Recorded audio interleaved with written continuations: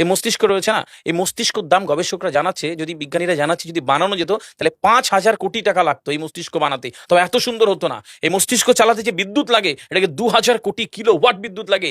একটা মস্তিষ্ক পুরো বাংলাদেশ চলে যাবে, আর কিছু বিদ্যুৎ বাইরের দেশে বিক্রি করে এই দেশ টাকা রোজগার করতে পারে। এই আপনি চিন্তা করেন যে শিরোপোষের এগুলো, একটা তারের হেডফোনকে পকেটে দেবেন আর বের করবেন, দেখবেন ছাড়াতে হচ্ছে, তাই না? জড়িয়ে জানা এই পুরো শরীরের মধ্যে এরকম জড়ানো পেছনে যত শিরা আছে না, এই শিরাগুলোকে বলা হয় খুলে খুলে রাখা হলে 11 একর জমি লাগতো, 11 একর জমি লাগতো। কেন ইমাজিন আমাদের মধ্যে কি রয়েছে, পুরো শরীরে 650টা মাংসপেশি রয়েছে, যা ইনস্ট্রাকশন দেবেন তাই করবে।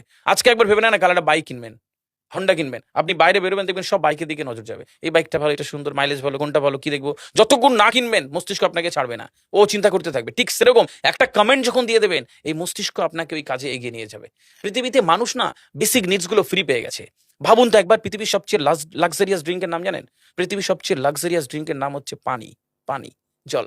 জল যদি 5,000 টাকা লিটার কিনতে হতো তাহলে মানব জাতি কয়দিন বাঁচতো? ফাইন, তো পৃথিবীর পানিকে ফ্রি করে দেওয়া হয়েছে।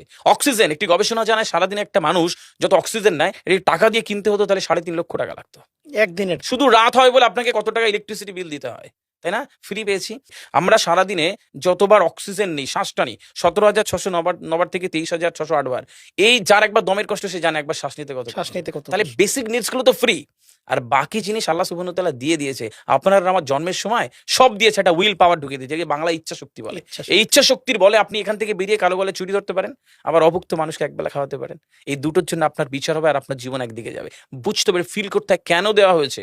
আমরা বেশিরভাগ মানুষ দেখবেন নামাজে দাঁড়ানোর সময় যে কোনো একটা ঘেমো গন্ধওয়ালা পোশাক পরে নামাজে দাঁড়াই, বিয়ে বাড়ি যাচ্ছি হেভি ফিটফাট করে, কখনো এটা ভেবে নামাজে দাঁড়ায়নি যে আল্লাহ সুবহানাহু ওয়া তাআলার সামনে দাঁড়াচ্ছি, যিনি আমাকে সৃষ্টি করেছেন, আমার রবের সামনে দাঁড়াচ্ছি। এই ফিলটা হয় না।